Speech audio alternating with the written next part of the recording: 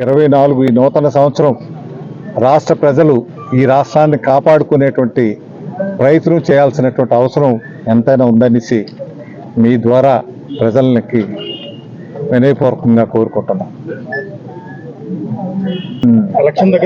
సమస్యలు ఉత్తరాంధ్ర సుజల శ్రవంతి 8 లక్షల ఎకరాలు, పోలవరం ఒక 8 లక్షల ఎకరాలు, ఇటువంటి ప్రాజెక్టులు అసలు ఒక్క అడుగు ముందుకు వెళ్ళట్లేదు. కొన్ని ఏదో రివర్స్ స్టాండర్డ్స్ పెట్టారు, ఆపారు, కొన్ని ఎవరో ఒకరితో చేయించాలి కాదు, పనులు చేయించలేదు, అవటం లేదు. దాని ప్రాజెక్ట్ కాస్ట్ అయితే పెరిగిపోతా ఉంది. అది భయం వేస్తుంది, ఎంత ప్రాజెక్ట్ కాస్ట్ ఈ ప్రాజెక్టులు అవుతాయా అని. మళ్ళీ ఏదైనా పోరాటం చేయడానికి సిద్ధపడ్డారు సార్? చూద్దాం. పోరాటం ఇది ఏ ఒక్కరి వల్ల కూడా అవ్వదు. అందరూ ప్రజలందరూ కూడా సంఘటితంగా పోరాటం చేయాలి. కానీ వీటి మీద వ్యవస్థలో మార్పు రావాలి. అన్ని రాజకీయ పార్టీలు, ప్రతిపక్ష పార్టీలు కానీ ఇతర పార్టీలు కానీ అందరూ కూడా ముందుకొచ్చి వీటి మీద ఒక ఆల్ పార్టీ మీటింగ్ పెట్టి కలిసి పోరాటం చేయాలి. ఇవన్నీ కూడా అటువంటి పోరాటం చేయడానికి అసలు రూలింగ్ పార్టీ ముందుకొచ్చి నిలబడాలి. ఈ అన్ని పార్టీలు పిలిచి నాకు తెలిసి ఇప్పటి వరకు కూడా ఒక్కసారి కూడా అఖిలపక్షం సమావేశం జరగలేదు రాష్ట్రంలో. ఇటువంటి కీలకమైన ప్రజా సమస్యల గురించి పెట్టాలి కదా. మిగతా సమస్యలు ఎట్లా ఉన్నా అయిపోయి ఇంక 4.5 సంవత్సరాలు అయింది, ఇంకేముంటుంది ఇంకా. 4.5 సంవత్సరాలు అంటే చిన్న కాదు. ప్రజలైతే అఖండమైనటువంటి మెజార్టీ ఇచ్చారు ఈ ప్రభుత్వానికి.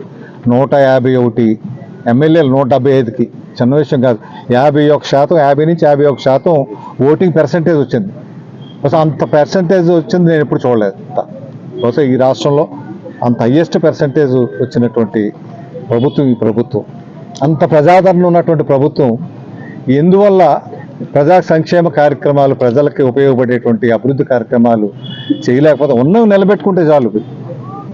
కొత్తగా ఏం తీసుకొచ్చారని అడగట్లేదు, ఉన్నవి ఎందుకు నిలబెట్టలేకపోతున్నారు. దీని మీద ముందు ప్రజలందరూ కూడా స్పందించాలి. ఇవన్నీ కూడా మనం కాపాడుకోవాల్సినటువంటి అవసరం ఎంత ఉంది. ఈ జాతీయ సంపద, ఒక స్టీల్ ప్లాంట్ అన్నది ఒక విశాఖపట్నం ఉత్తరాంధ్రకు సంబంధించి కాదు, ఆంధ్రాకి సంబంధించి కాదు. ఇది జాతీయ సంపద. ఇది భారతదేశానికి ఎంతో ప్రతిష్టగా ఉన్నటువంటి స్టీల్ ప్లాంట్. ఇది ఈ జాతీయ సంపదను కాపాడుకోవాల్సినటువంటి అవసరం ఎంత ఉంది. ప్రైవేటీకరణ చేసి ప్రైవేట్ వ్యక్తులకు అప్పగించడం కాదు ఇవన్నీ కూడా. రాబోయే ఎన్నికల్లో పోటీ చేస్తున్నారా?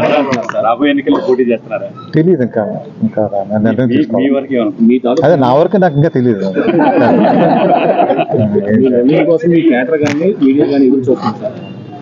అదే చూస్తున్నాను, అలాగే ఒత్తిడి అయితే ఉంది అన్ని రంగాల అన్ని వైపుల నుంచి.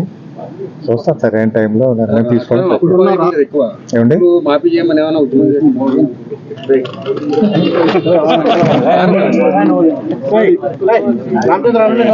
సార్, ఇదే ప్రభుత్వ విధానాలు వ్యతిరేకిస్తూ టీడీపీ జనసేన పొత్తు పెట్టుకుంది సార్. దాంట్లో మీకు అప్పులు అన్న